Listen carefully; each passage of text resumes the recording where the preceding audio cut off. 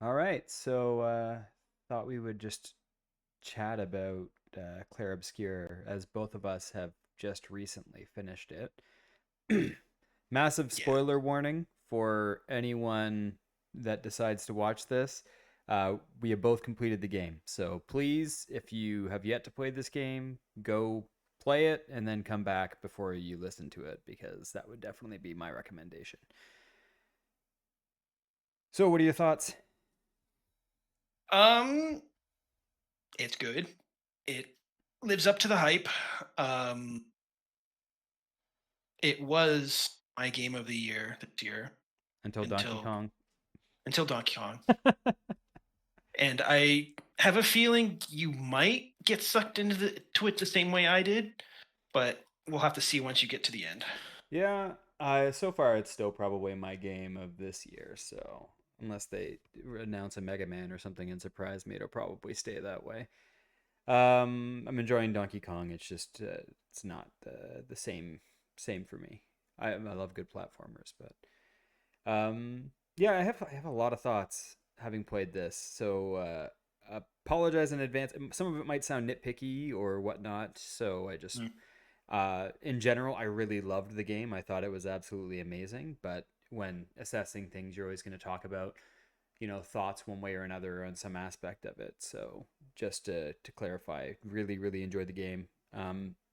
I think Yep. it's very interesting that it's a game that is about art almost to a fault when art is probably at the most risk it's ever been in. I, I I would say there's another thing as well, but you are correct. Art is one of the main focal points of it. Yeah, but I mean, I think what I'm saying more so is that yeah, you have this world and it's revealed that it's essentially within a painting, right? And it's the memory of someone's creation you're playing in. So when you're playing this game that um, is willing to almost sacrifice everything on that aspect of it, it gives it a lot of leeway for sure. But when we have, you know, so many things kind of attacking art from all sides in terms of, ballooning production costs, AI, these things, to have a game that's almost absolutely and entirely and to a fault. I would say there are times when it maybe goes too far on this, going being about art itself. Is interesting. The whole concept that a world you create can be more real than the one you're from, or maybe more desirable than the one you're from, is an That's interesting concept. yeah, more desirable or um, an escape Yeah, because and leads into my main thing. Like, of course, it's about art. You can see that from the point. Like when everyone saw the first trailers, like this looks like a painting. yeah. But once playing it, at least to me, it feels art becomes a secondary thing, and it feels it to me. It's more about depression. Well, I don't know. Depression's a way to simplify it. I think it's more complicated than that. I think like it's a word involved. The question is kind of everyone has moral grounds for their claim in it. Hmm. So um you have Maelle and you have her father and mother, right? So they're all in the painting for different reasons. Well, Maelle has been suffering, obviously, from the death of her brother, both emotionally and physically, having lost her eye and the ability to speak, right? Her mother can't get past the fact that her son is dead, so she's in the painting. And then you have the father that's trying to pull them back into the real world. And then you well, you have Verso yeah. on You top have, of that. remember, you have two fathers. Just clarify. There's there's the one that was originally painted, Yeah, and which then it, this that was the and then painted version there's of the father, and then there's the real version of the father. And yeah. they kind of hint at that with some of the cutscenes, how because it seems like they hinted at the fact that Verso mostly wanted to make art, but he was kind of forced to paint. You see that in like those weird floating images. They're like they're little. montage scenes that are floating in one area of the game about midway through, maybe three quarters of the way through. They're black and white tableaus that show Oh, scenes where oh, he wants to play piano, he's being scolded, various things like that, and yeah. so you He get wanted to be this. a musician artist, not a physical painting But he's from a artist. family of painters, right? And the painters are putting Yeah. them on him. It's like the character of Verso is interesting because he's I mean, it's one of the most successful swaps I've seen in terms of a protagonist in a game. Yeah. I wasn't expecting that. It does suffer with one key. So tangibility, world tangibility, was the strongest in the first half of the game. Up What until do you when count? What do you count as the first half? Well, Because up until when there's Gustav dies, I'd say is so you have everything leading to that, and you have a bunch based on kind of world tangibility. This is you know you're in this place. Yeah, it's kind of surreal and otherworldly, but there's a real cost and consequences, right? People are dying left, right, and center. Everyone's operating on a super reduced lifespan. yeah. Very interesting. There's some big things to accept in there, but it's still extremely interesting. And then you crash on the beach, and then this guy just starts murdering everyone, and you're like, what the heck is going on here? And then you're making this entire path because Gustav's part of the story was trying to end the paintress because Yeah. she's ruined everything around him. She ruined his relationship because the only reason that sorry, I can't remember her name. Uh, Julie? uh, no, no. Sophie. Sophie. So, In the beginning of the Sophie. game, the only reason she left him initially is because they wanted to have kids, but she didn't want to leave kids to a world where they wouldn't be able to raise them. Was Yeah. kind of the initial hinting that they gave for why. So took that from him, ultimately takes her from him, right? That's his drive for doing all of it. Obviously, they bleed into it. They lead into it by having all of the Maelle scenes. They have these little scenes that are interspersed throughout it when she's at the campfire, where you Mhm. know someone shows up or someone else shows up or an apparition of them shows up, and then or dreams of them, and that starts giving us the narrative that she's kind of the most important aspect of putting all of this together. But then when Gustav dies and you kill the paintress, those two kind of main events, there's a strange thing that happens where um, artistically it's interesting, but the world loses a bit of its tangibility. So I found myself having a Mm. harder time emotionally resonating with characters when they could just be painted back into existence and when no one is itself in a real place. I think it works to some extent, but I did find that um, my fear for anyone that was previously in that world, like Lune or whatever, CL or even Gustav, right? I'm like, there's no reason you can't get these characters back anymore in this Well, world. that begs the idea of like reality consciousness. What do you need to consider someone real? Like, do they need to like physically exist, or do you need to just have experienced them, type of thing? I think that Versos are probably the most interesting aspect of the back half of the game for that reason. So the most critical thing about him is he's tormented by being himself in a world where he doesn't exist. So he's created with the thoughts and feelings and the impressions and knowing how his previous self would think and operate, and then knowing the decisions that he would make morally, which is the whole end debate when you pick Verso or you pick Maelle, right? When you pick Verso, Verso wants to end the world to get get his sister out of it, right? Get his mother out of it, so that and then destroy the painting so that they can move on with their lives. Not that he doesn't want them to appreciate himself or the version of himself that's dead in the other world, but that he's morally tormented by the fact that his family can't move on since he died. So you have this like memory that thinks and feels like him, but is at conflict with his own thoughts and feelings in a world he created before he was killed. Well, wait. Pretty sure Verso in the party was created by the father, Yeah, most right? well, Maybe I because don't know. It was probably the paintress, wouldn't it have been? The mother? like wasn't isn't that the boy that you go to The find to boy do the is the memory of Verso when he painted the painting. That's yes, which is Verso what the at the mother age of made. which he painted. Well, I think That and that's I kind of took that's the that one the as mother made. I kind of took that as part of their like painter powers, that this is kind of the true soul of him that's stuck in the painting, because they allude to that as well, that there's a part of the soul of a person that goes into the art that they create. Well, that can also be just a metaphor for art in real life. That if it's anything truly from you and something you actually put time and effort into, you're putting your soul into.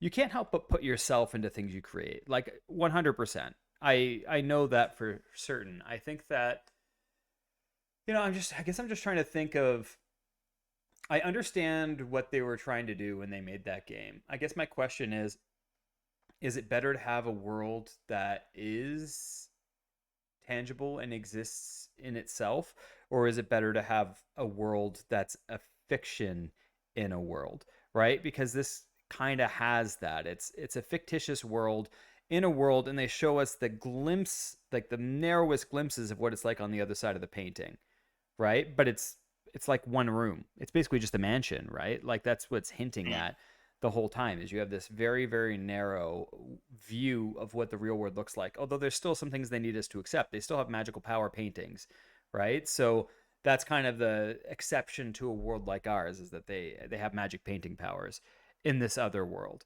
And then everyone's trapped because of that. But there's a lot that I find really interesting in that. Like you have this you Well, have the power of art, really, like the power of creation outright. You make a world and you have these characters in it, and some of them are silly, some of them are tangible, but it makes you feel things. And then I do find that that's kind of where they lost me on the back half of the game, is once that kind of, you kill the paintress, you get that main reveal. I did find that I didn't fear for them anymore.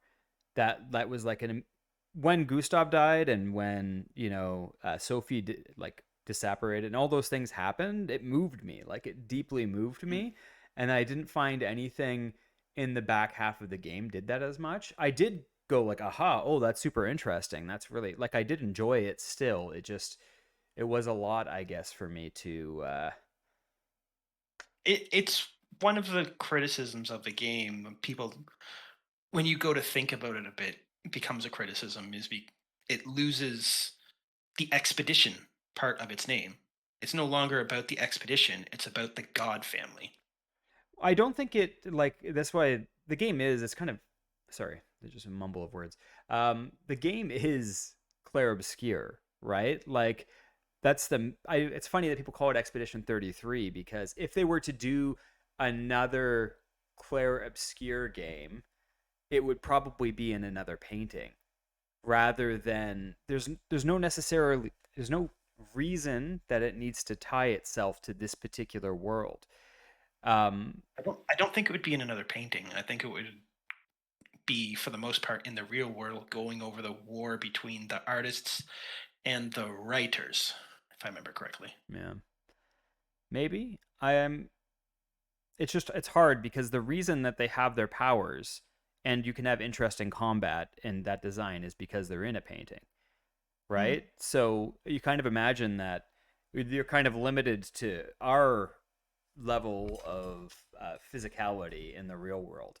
They're not going to be doing their, flips and big hits and lightning combos and pictos, these things that they have in this world, which makes it interesting. So the question kind of gets to be like, if they were to do something else with it, I don't think they should. I think they should just make another I don't RPG. think they should. Yeah, they should just leave the series as is, to be honest, although people want more from it. But having a conflict between, like, maybe they could do the writer's side of it and show that end and how that works. It's going to be a text adventure, no visual. But that's the thing. Like, it's an MS-DOS Yeah, game yeah, that yeah. It's all prompts and everything. I did think that there was like an interesting reveal that and they did hint at it with some bits of text, but the paintress actually just using up her energy trying to save them rather Yeah, than the other way around, which is yearly an annual killing. Instead of an annual killing, it was technically losing power to save as time goes on. Rather yeah, convenient that it just worked out to be exactly as how many people were a certain age, calculated, if you will. But yeah. It's because it was the curator father trying to destroy the world, and the paintress sealing him in the painted house, but her power to seal him wanes every year, and that's how come everyone of us that age dies when it goes down. yeah, she was in the painting too long, and each year she lost power. So she was going to run out of power eventually. That's kind of Hmm. the gist of it. I mean, Maelle's situation is interesting because she's at a place where in the real world she has so many compromises on her life that it can be preferential to live in a mind space rather than a real space. And that's the end game choice that, from the sounds of it, you've seen I've both seen both. endings I now. played it again, so I just reloaded a save file and I clicked it back to the beginning of the last boss fight, and I did that part again. So I played through both. I mean, they show that perversion of thought with Mael's ending because they have that little creepy bit at the ending where you can kind of see that it's She becomes the paintress. She's controlling the world and making it dance to her yeah, desire. and having a limited lifespan on this. She's losing her real lifespan in exchange for existing in a fictitious one. And Or running from depression. Running from the depression of her real life, her dead brother, and her destroyed body. I think that's a bit like depression would be an aspect of it, but I just don't think it accurately captures the extent of it. You I know know, most people see it the other way around, but to me, depression's the higher end, not the lower end. well, I just think that it's too I guess it's too narrow a definition. It's not all encompassing enough. Like depression's a big aspect of someone's life, but it's not the only thing you'd run from, right? It could be literal physical pain in the mix, depression, anxiety around it. It can be um, yeah, just typical. I don't necessarily think that all tendencies are going to stem from it. It's a cascade of complicated tendencies that have her in a preferential state to exist in a fictitious place. Hmm. And um, it's an interesting concept though. And it is interesting. It made me think a lot about what's my family going to think about the stuff I leave behind, right? Hmm.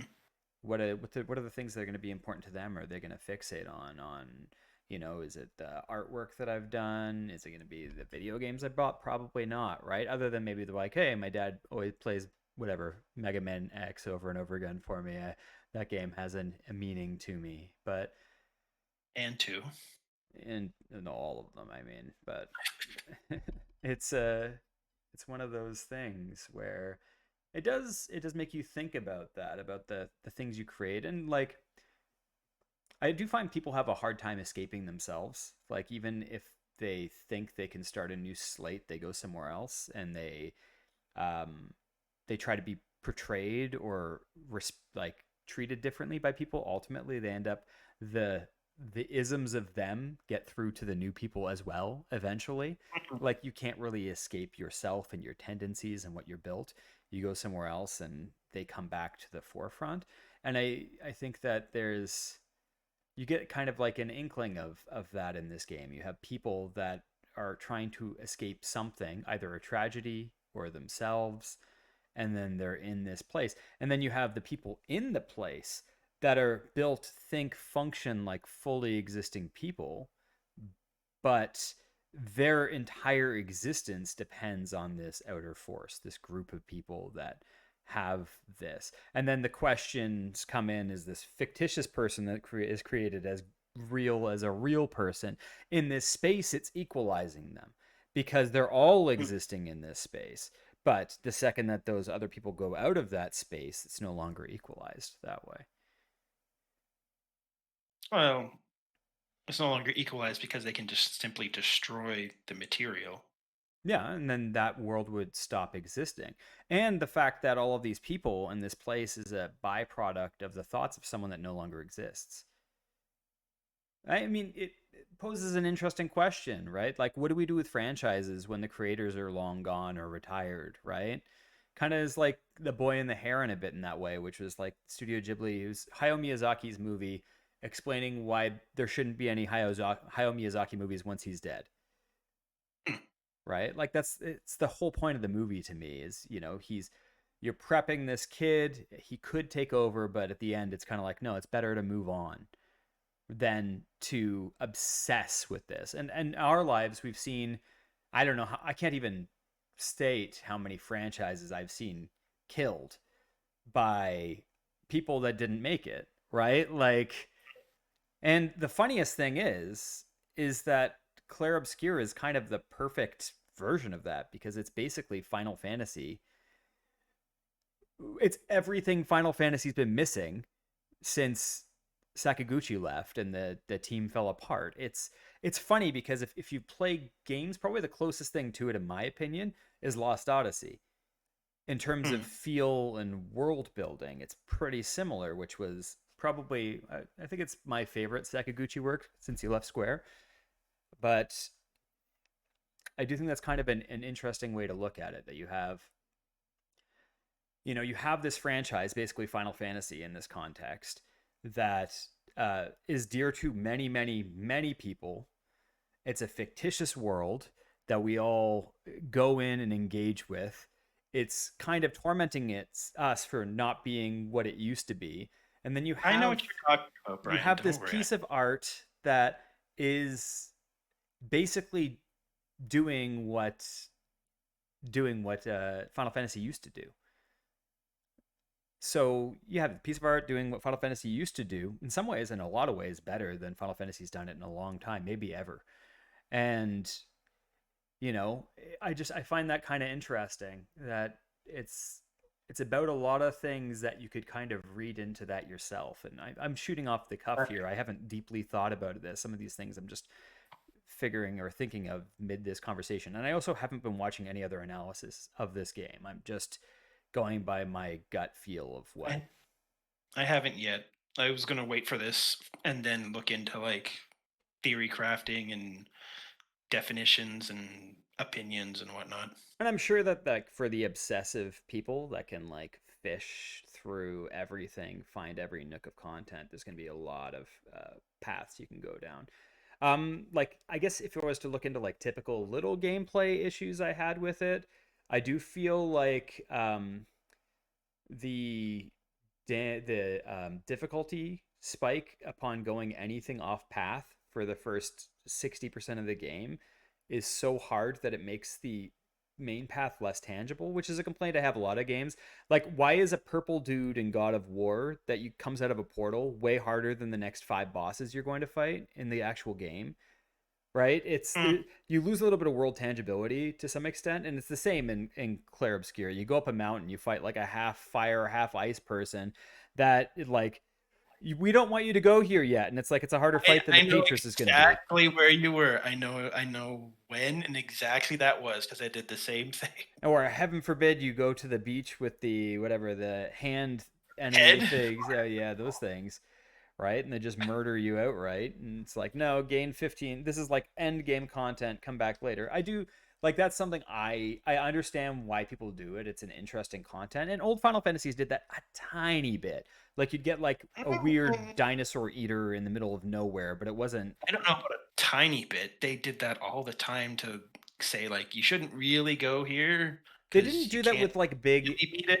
Like I think the biggest examples where they do that is like seven. The weapons are harder than almost any other boss you can do in the game, right? Hmm. In Final Fantasy VI, it's Zone Eater and the Dragon in the Forest, which are harder than most things that you come across in the game. There's a few like little things, but there's not really as many. Like it feels like in Clair Obscur, there's about 50% of areas where you just go to an area and everything will murder you. Mm. But the difference is technically you can still beat it, Yeah, if whereas you in the parry absolutely everything old, and spend forever on a fight and memorize the yes, patterns for one particular enemy in your short-term yep, memory long enough for it to do that, and then if you come back 2 days later, you won't be able to do any of that again. Like, yeah.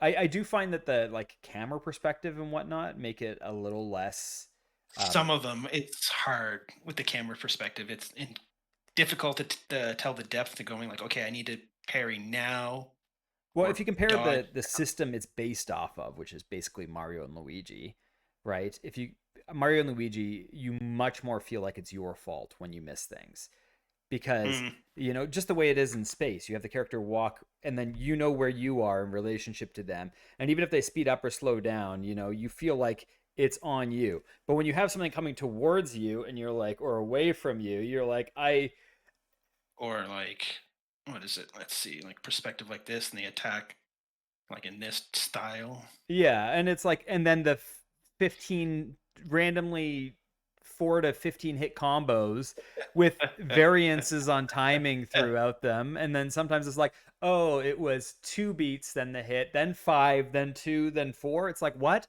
How am I supposed to remember some of this stuff? And the fact that you only counter if you parry all of them. Yup.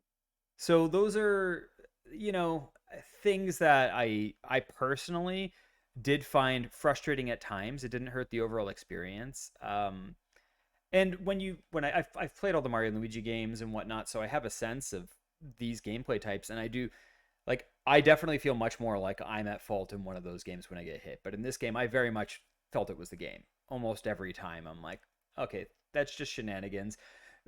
12 swirlies and then a hit, like, okay, you really showing off here, weird troll bad guy thing, like. Yep. Yep. I thought the gun, like the combo of like shooting and then switching to hitting, was interesting.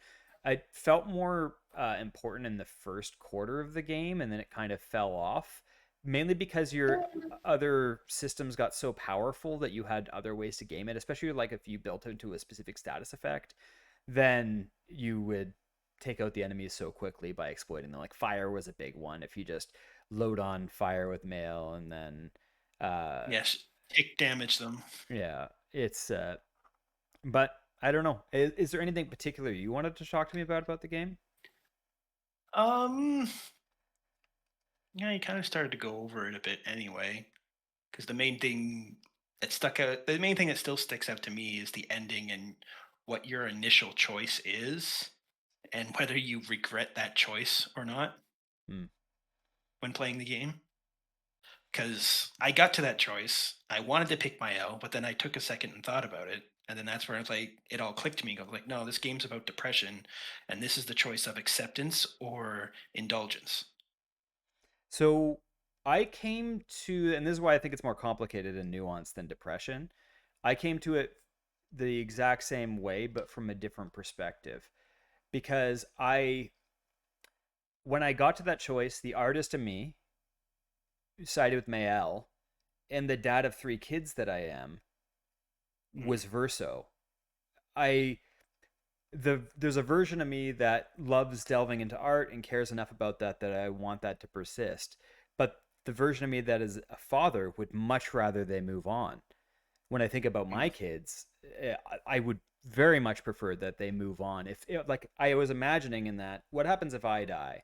Would I want my kids to be obsessing about everything I ever made and stopping themselves from moving on in their life, or would I rather have them burned, have memories of them? I don't want them to forget me, but I also want them to live, mm, right? And that's where my thoughts go in that. I would prefer for my kids to move on.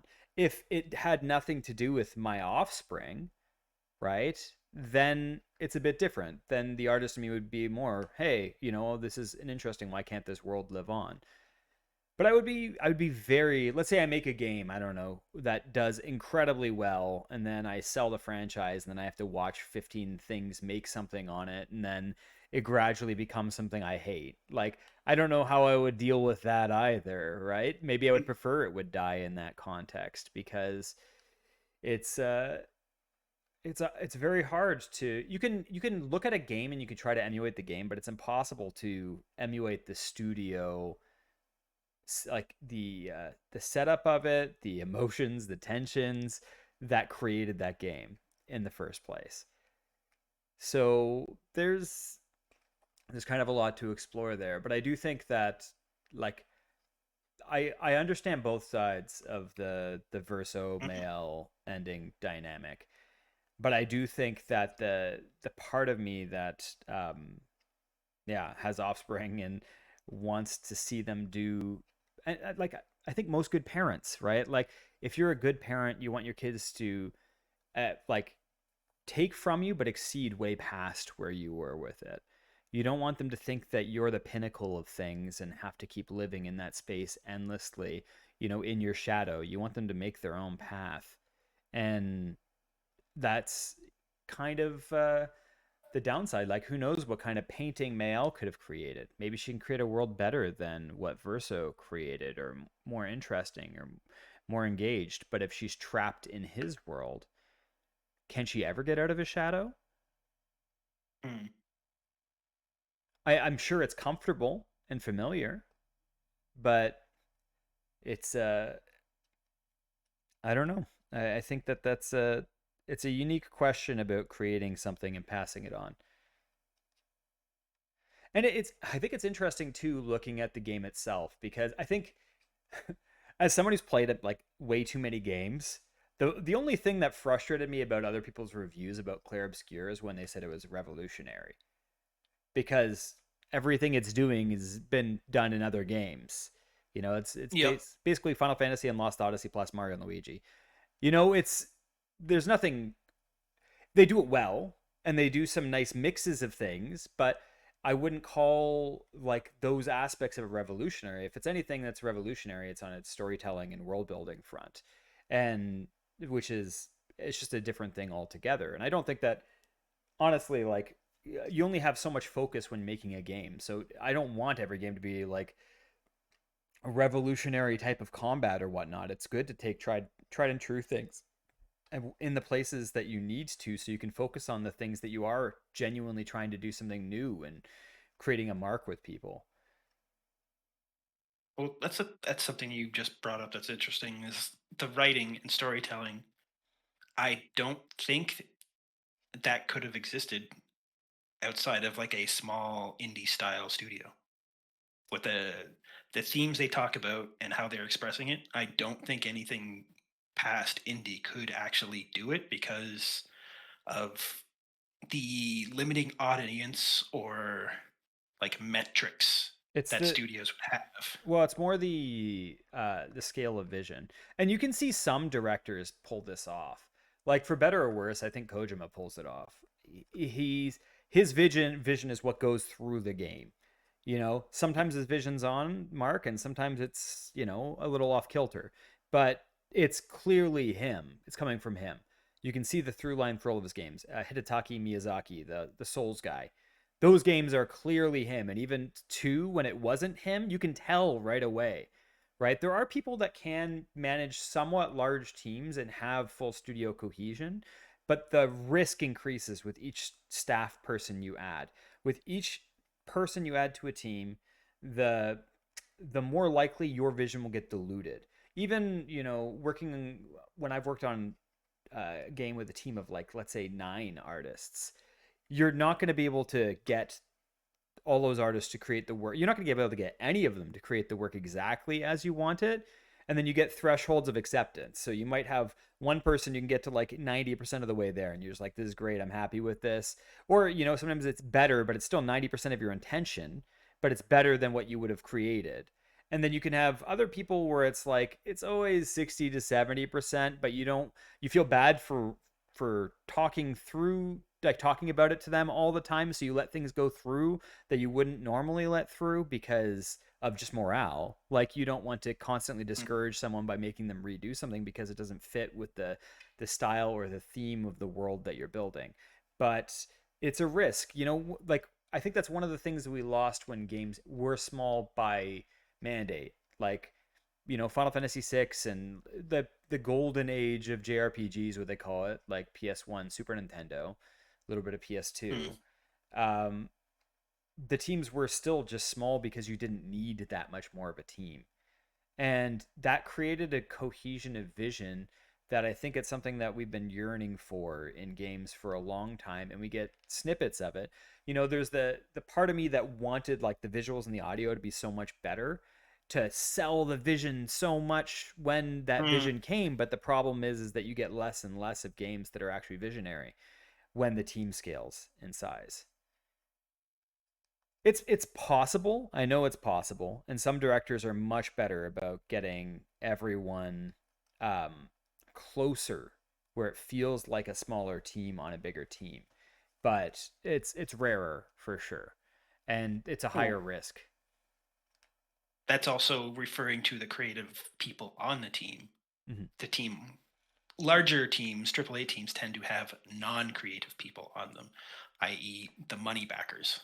Yeah, But you they still put their own opinion, their own insight, their own vision added to the IP. well, most indie teams end up having more of that than you might like as well, right? Like unless the game is completely self-funded or um, whatever, like Kickstarter or something maybe, but then you're falling into a different trap there because even your fans can be making your work something that you don't want it to be as well. So it's like the second you're catering or pandering, you're at risk of losing your artistic vision a little bit. And then so whether you're doing it to money to a publisher or whatever private equity something or other, or whether you're doing it to a large group of followers on your thing. Like look at some tortured properties.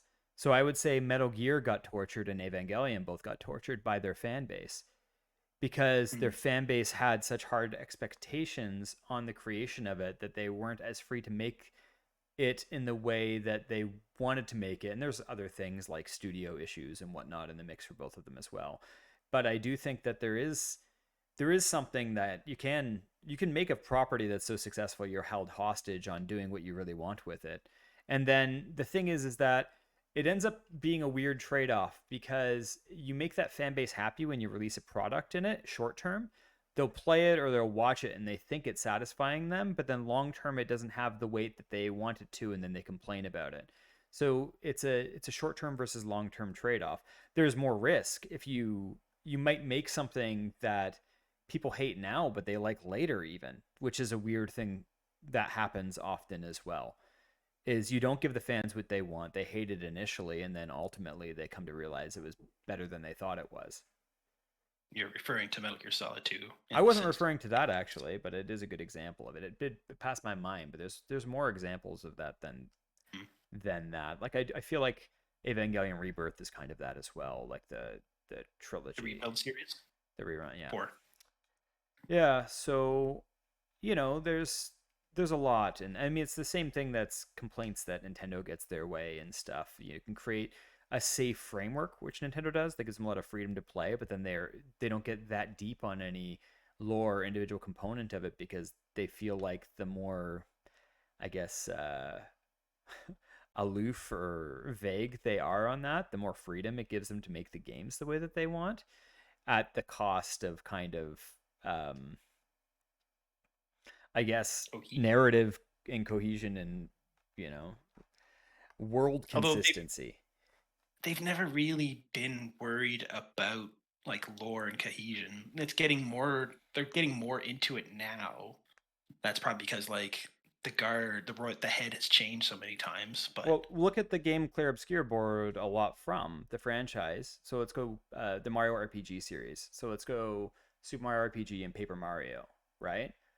So Paper Mario was tormented by the fact that Wii was super successful. They released Super Paper Mario, and then they did these Club Nintendo surveys at the time, and a lot of people accidentally bought Super Paper Mario. They wanted, because at the time there wasn't a main, this before Galaxy, right? Mario Galaxy wasn't released yet. People were waiting for a mainline Mario. New Super Mario Brothers wasn't released yet. So they had a Wii. It was an incredibly like well-selling console, and they wanted a Mario game for it. So they went to the Uh, store and they bought Super Paper Mario. And it was a situation where people accidentally bought a game that uh, wasn't really what they were looking for at that point in time. Maybe they would enjoy it later, maybe some other things about it, but and then at the time also people were doing Club Nintendo surveys like crazy, both to get mm, rewards and gifts. So they submitted all these Club Nintendo surveys complaining about the story, but it's not that Mario games shouldn't have a story. It's that this is what I recall from what I've read online and watched from this. So I might be off on the content of it, but more or less that what I think I took away was that Nintendo then made a hard line that you can't write freely in this world. So we went from uh, Paper Mario the Thousand Year Door, Super Paper Mario, really hilarious. I remember stuff from Super Paper Mario to this day and the Thousand Year Door. You know, like an existential robot in love with Peach, super interesting. The Underwear, a hilarious name for the underworld, right? That was in Super Paper Mario. You have Luigi completely losing his Mr. L. personality, Mr. L, and there's so many fun plays on things. And then everything that came afterwards when they destroyed their ability to interact with the story, it's just you have Sticker Star, you have Color Splash, and they're all void. Like afterwards, they went from having Koops, who is like a super uh, depressed, like lack of just this Koopa that you feel all this empathy for, and you have Goombella, right, which is like this, you know, university student Goomba that makes you, Yeah, energetic. Yeah. and then you play Color Splash or Sticker Star, and everything's just a regular Goomba or a regular Koopa. There's no Okay. longer like a Koopa with personality or a Goomba with personality. So those reviews, surveys, is what started Nintendo's. You can't modify the characters; they From have to be what they are. from what I You can't like, understand, I believe that's what where this initially yeah, stems from. That they took the feedback of all these people essentially purchasing off genre. Because Super Paper mm, Mario should exist. Paper Mario the Thousand Year Door should exist. Should it necessarily be purchased by every person that loves New Super Mario Brothers?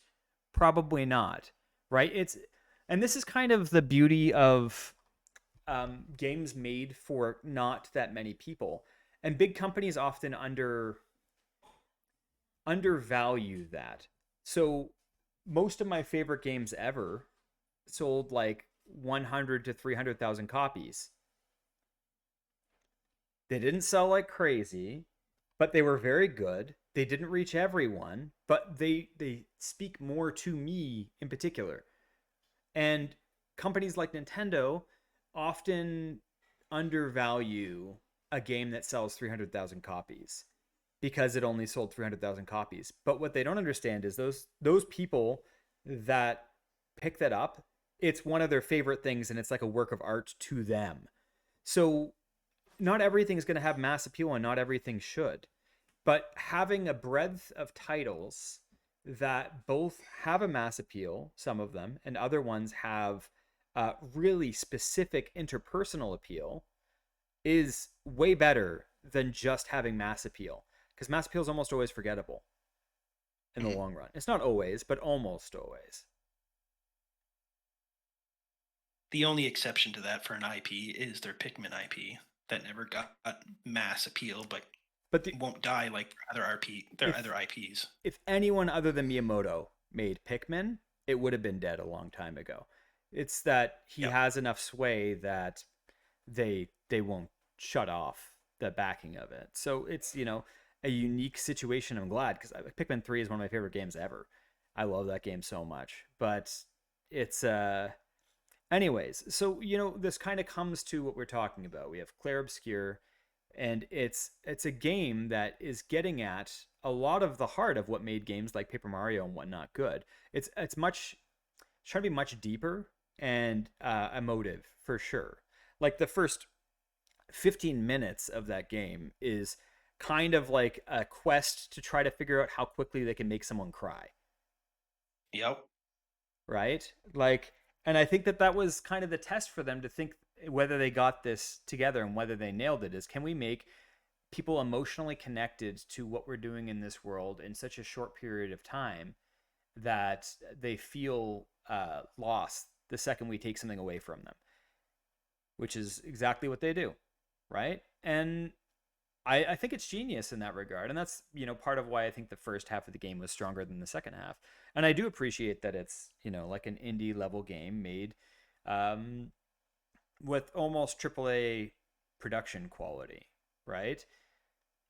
It's it's interesting, and this kind of was always the hope of scaling up engine technology and tools, is that maybe smaller teams with vision could do something. But I think we may have gone too far in that exponential curve. That's just a me thought. With AI and everything, the problem is that we only have so much attention capacity. So we can't have infinitely more things created, but we do want things with really good artistic vision created by a Mm. small team to have their maximal ability to just be a grand big thing if it intends to be. So we're kind of at this impasse where if you make if you make the tools too easy, then you end up flooding the system, and it gets hard for people to be able to find the experiences that they like, because they just get turned off of everything because you're just overloaded by content. But if the tools are too hard, then you can't have something like Clair Obscur, where a smaller team can do something really oversized for them. So I think the next 5-10 years are going to be often about finding the balance between those two things. Yeah. Although it's probably going to see more um, big companies trying to emulate that by workhorsing their people and like cutting them back as much as possible. Um, yeah, I think that I mean, obviously, I think the JRPG scene has probably the most to learn from this game, Final Fantasy in Mm. particular. And like the thing I've always said about Hironobu Sakaguchi's games post Square, like Blue Dragon, Lost Odyssey, and Last Story, and even Fantasian to some degree, is that they're not perfect games. They have their own flaws, but they are simultaneously everything that Final Fantasy is missing. It feels like Mm. what's missing from Final Fantasy. And that's it's an interesting place to be in, where you have these games that aren't perfect. They're smaller budget. They have some maybe misdirection. Like Lost Odyssey is interesting in that its main narrative, the tone and the world building is really good, but then the primary enemy and the narrative falls really flat. But then you have these beautifully written short stories interspersed in it. So it's very um inconsistent in quality. It has moments that like really blows you away and touches you deeply, and then it has the main framework of this bad guy doing bad things that feels really I guess thin in terms of believing its motivation and ambition. And that's actually probably the best thing about Clair Obscur, is that other than the weird monsters that are created in the world, all the people feel like people. All the there's You're kind of interested in what their perspective is. It's kind of like more of the Studio Ghibli perspective. I always loved it about Princess Mononoke, is that everyone's uh, everyone's ambitions is hurting someone else, is the way it goes in Princess Mononoke. Um, Mm. you have whatever the lady who runs Irontown, Lady Eboshi, who's helping lepers and brothel girls and whatnot, but at the cost of the environment, destroying the forest, destroying the animals, doing that. You have Mononoke, which is killing people with left, right, and center for the sake of the forest, and you have Jigo, who was the first person that you see being kind in the movie when he helps Ashitaka. Ashitaka has gold, doesn't understand the value of it, just trying to survive. He helps him survive a horde of samurai that show up. He helps him buy his first meals. So he's not a bad person at heart, but he's somewhat self-seeking and trying to kill the forest spirit's head to get money for himself. So you see the human part of each character in that. And then Clair Obscur is very much a similar approach. You understand the father's trying to get his family out of the painting because he loves them. You have Maelle, who you're like, that she is she's traumatized by the loss of her brother and all that that entails, and she's also traumatized by her current existence and would prefer to be in her mind space. You have the mother, which is caught between both. She clearly loves the father, but also loves her daughter and her lost son. Part of her is just completely traumatized by what happened to two of her kids, and the father's trying to get her to move on, but you know, it's and then they have the one sister that they added for almost no reason that you see like in two scenes. I don't have much thought on her, but I guess it's another dynamic of it to create kind of like a third party line on a couple of things to give you a sense of what an outsider might think. A connected outsider might think about everyone that's trapped in that's made these decisions that Yeah, she herself has not made. Um, but yeah. as well as out that, but she also plays within the post game content, like the extra content Mhm. of the game as well. Yeah. Some lore aspects to it as well, but it's not overly important to the story end. Yeah. I mean, this kind of just gets to be a question about games in general. Um, you know, Mm. I don't know. Is there any other particular things you wanted to touch on, or talk about? Um, hmm,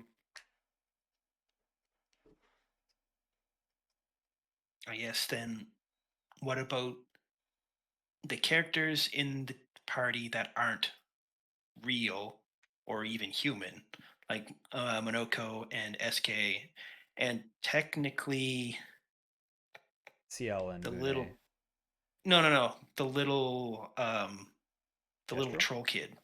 Did Gestro? Yeah, the gesture kid. What about them? What do you mean? What are my Well, thoughts and feelings about this?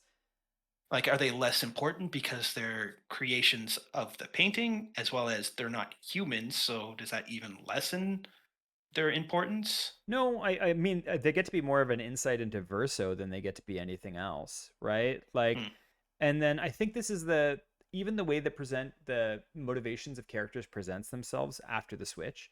So if you look at the conversations you have with CL and Lune, right? Once they learned that everything that they know to be real is not real, they themselves end up going through a major shift where all they care about then is getting back what they've lost. So rather than like it's kind of oddly enough the Dragon Ball dilemma.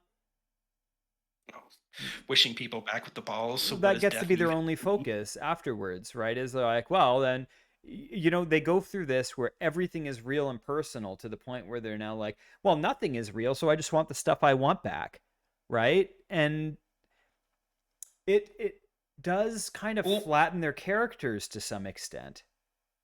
they that I at least to me for those two characters, Shiel and Lune, they represent the extremes then, because Shiel wants her like her husband back, and potentially her kid that Her I don't know daughter, if yeah, can come back or not, yeah. and Lune that doesn't really want their parents back, just wants to get away from the legacy of their Well, she wants parents. Gustav back more than she wants. Yeah.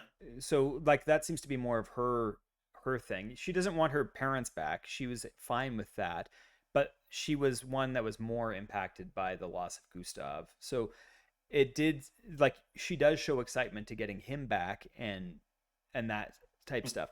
But it does feel like their ability to contribute to the story went from incredibly high to almost nothing, and Yep. then they're satisfied to some extent just by the thought of getting back whatever it is they've lost, or right. And they the final interactions don't even take place with them, right? Like it's all just Maelle and Verso. And once you do that boss fight, it strips away from that dimension. Verso goes through whatever the portal thing, and it doesn't matter anymore. No one else's input could matter at that point in time. And it's I don't know. I once again, a lot of it's nitpicky. I do really love the game. It was probably a game that left a stronger impression on me than a lot of games have in a long time. Probably the only thing would be Nier that's left as big of as an impression on me, Nier and Nier Automata. Um, Hmm. but and for different reasons. I think that like Nier does a worse job of its primary storytelling than I would say Clair Obscur does, but Nier does a better job of making gameplay subverse you in ways that are truly profound and question the meaning of life in itself. And I do think that the biggest moments in Nier and Nier Automata are interesting reflections of what you get by world tangibility. Because even though the world in Nier is based on, okay, spoilers for Nier. If you haven't played Nier, go play Nier. But if you're talking, the original Nier, it's first of all, it's like a weird side plot from Drakengard, that a side ending that creates this world, but this world treats itself as fully real with its rules. So it has some weird rules and whatnot, but it's fully it's real and it's contained in itself. And the most powerful moments in the original Nier are when Emil destroys the village when he's trying to help. He's trying to help save you from the one shade. His powers go out of control and he kills tons of people. And then he turns Yeah. his head in that cutscene, and you can see that he didn't intend for any of this and how like just overwhelmed he is. And then the other big thing in the original Nier is when you beat the game and you play it again, and then you can hear all the shades and you realize that they used to be humans, and that there's so you have this world tangibility, but it allows the character interactions to be very heavy. Those moments are very heavy in that game because the world has its tangibility. But it's something they sacrifice halfway through in Clair Obscur. And it makes it that there's only very specific vehicles afterwards, Maelle, Verso, that even can have emotional impact once the transition happens. And Hmm. you know, Nier Automata is more like it poses a really kind of absurd question on you as you play through over and over again, revealing bits of information. The question is kind of, um, and it can kind of tie into this as well, because in Clair Obscur, the question is the art you create as real as what you like as the real world? Is it better to live there, or is it better to live somewhere real? And this is kind of the question you have to play in your mind, and it gives you the option of all the answers for it. So it doesn't tell you one side is wrong, but it kind of shows you what the cost is. So the cost is Maelle looks creepy, and the world gets kind of creepy at the end of Maelle's ending, and in Verso's ending, you have to really sever some really important things to you. In Nier Automata, the question is if there's no such thing as humans, but there's these Mhm. things that are living on past them, created by So them. So in Nier Automata, you have androids. inherited. We have androids that are created to be humans when humans are gone and think and act like them. You have robots which idealize and idolize and try to encompass them in their own way. And then you have, so the kind of Aliens. you have aliens as well. But the question kind of is, and that is, what is humanity when all of these things that are trying to be human that aren't human are continuing to live on in a specific way, right? So very interesting kind of questions that carry through this. And but both Nier games, they definitely have their flaws and they're not perfect, but they made me feel a lot.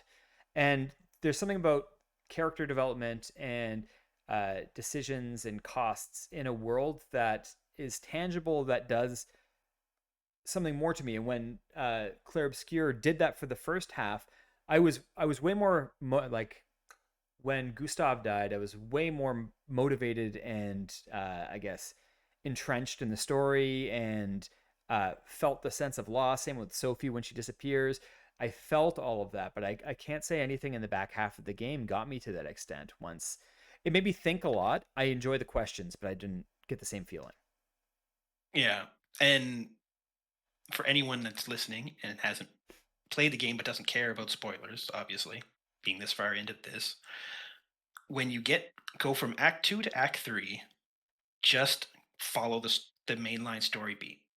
I find if you do that and then you treat the like opening of Act 3 as post game, but just go to the end boss first.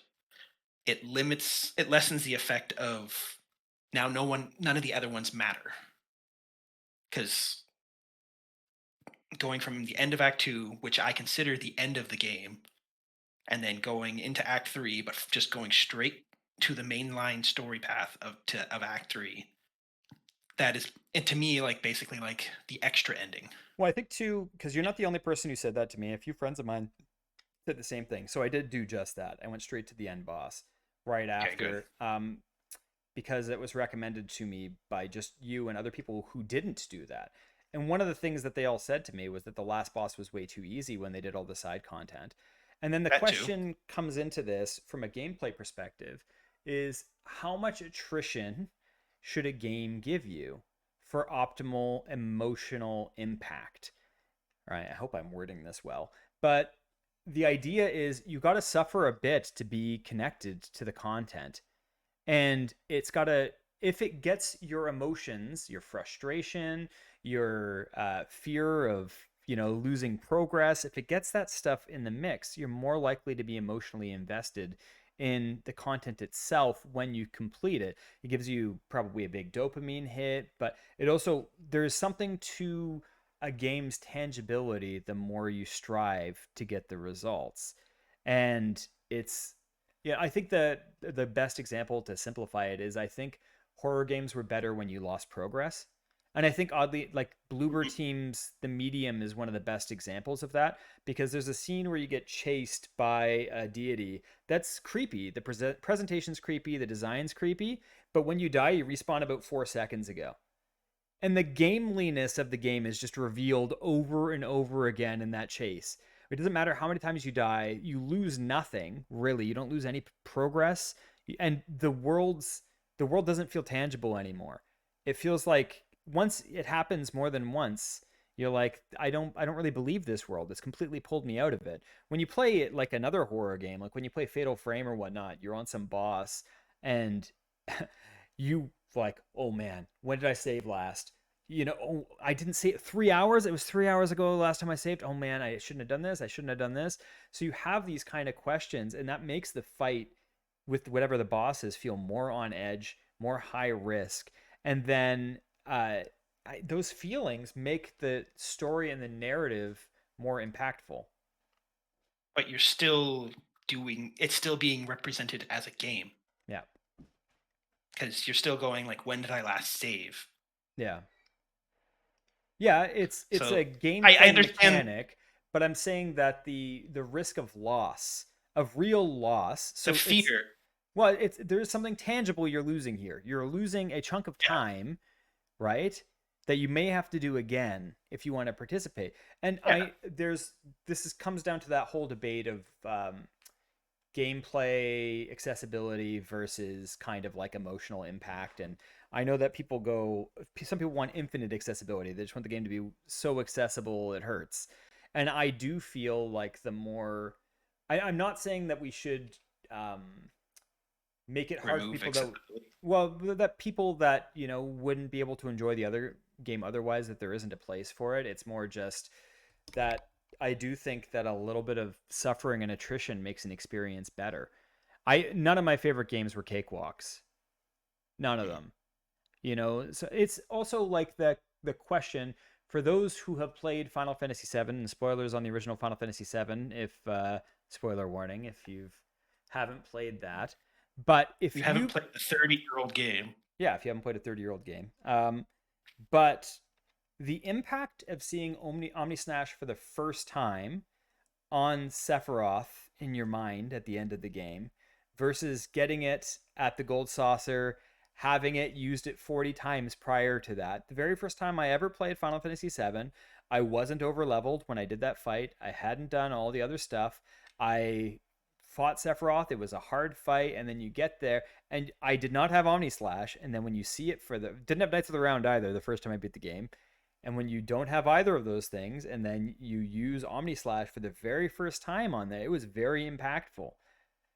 So much so Mhm. when I played it with my youngest daughter, I made sure we did not get it prior to that, so that it was a very cool reveal moment where someone could have some potential that's in them that is unlocked only for a specific encounter, that they didn't have the motivation or the incentive to push themselves to that limit until that point, and it innately unlocks in them once they get to that point. There's something really interesting about that, and about when games are the most impactful, that I think that there's some modern conventions in gameplay that risk losing some of these things. And it's not that they don't have their Mm, own benefits, but it's not, I guess I want to state that they have a cost, and that cost can be world tangibility.